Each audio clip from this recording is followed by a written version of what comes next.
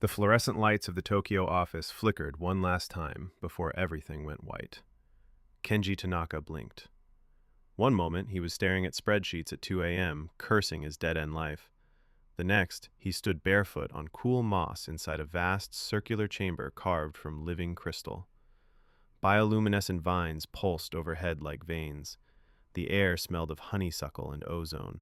12 figures stood in a ring around him, tall, willowy women with pointed ears, silver gold hair cascading like waterfalls, skin glowing faintly under sheer silk robes.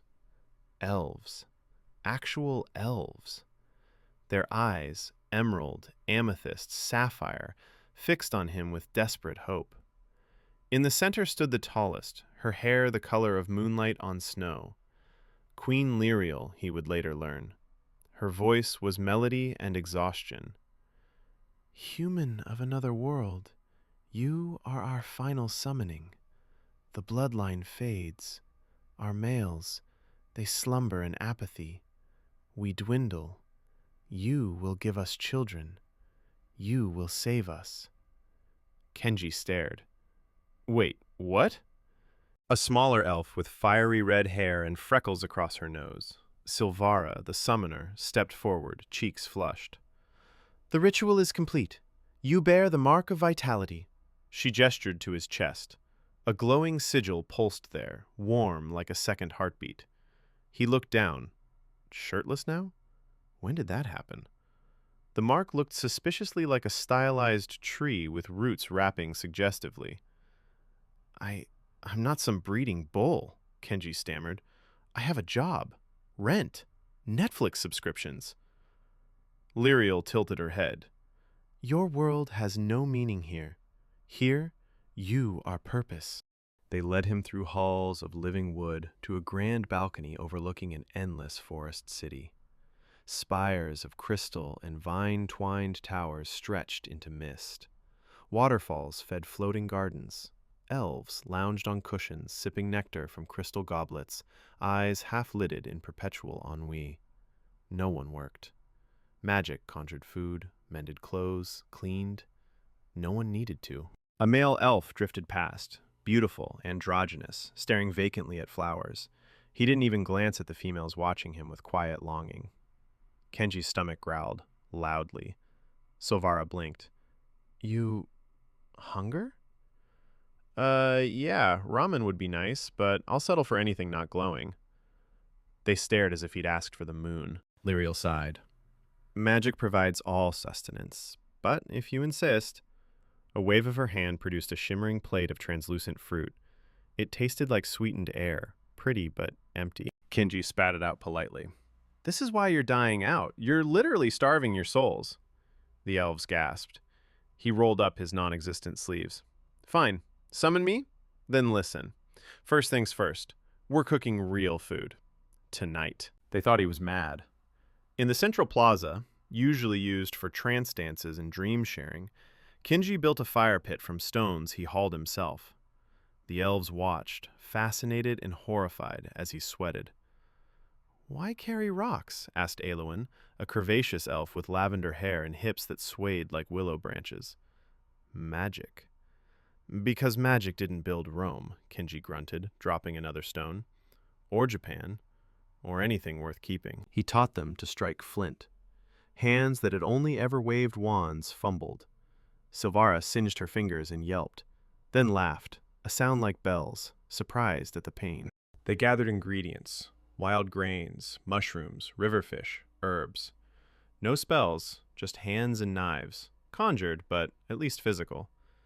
Kenji seasoned with salt he evaporated from a stream, a trick from survival videos. He roasted fish over open flame. The smell, smoke, char, fat, drew dozens more elves. Even the males drifted closer, nostrils flaring. When the first batch was ready, he handed skewers to Lyriel. She bit delicately. Her eyes widened. Tears, actual tears, glistened. It has weight, she whispered.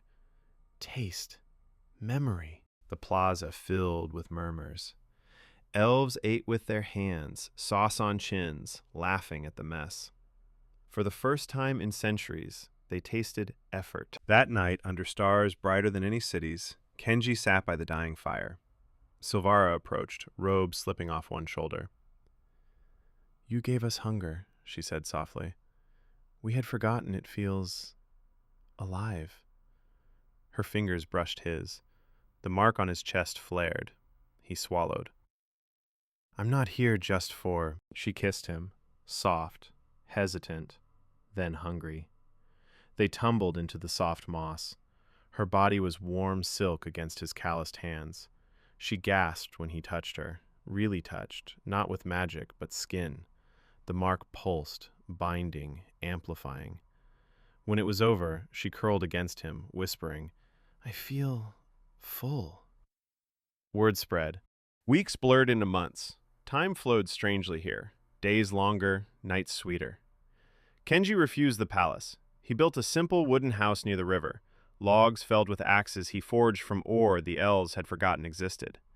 They complained at first, "Magic is cleaner," but soon joined, sleeves rolled, laughing at blisters. He taught carpentry, masonry, weaving real cloth instead of conjured illusions. The lazy elegance cracked. Elves argued over nail placement, bickered about roof angles, then celebrated with beer he fermented from wild berries. Purpose returned like sap in spring. The males, some stirred. A few watched Kenji with envy, others of curiosity. One, Thalor, tall and silver-haired, approached one evening. "I wish to learn," he said quietly, "to feel useful again." Kenji clapped his shoulder. "Start with digging post holes. Welcome to the club." But the females, they flocked. Eloin cornered him in the new granary, pressing him against sacks of grain. "You smell of smoke and earth," she purred, "not nectar and dreams." Their coupling was fierce, laughing, her nails raking his back as the mark flared brighter. Lirio came later, regal, even naked. In her chambers of moonlight silk, she rode him slowly, eyes locked, whispering prophecies of children with human vigor and elven grace. Silvara stayed closest, his first, his constant.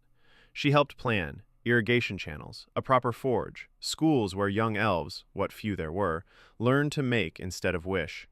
Yet danger loomed. Scouts reported shadows at the forest edge, demonic beasts drawn by the weakening barrier magic.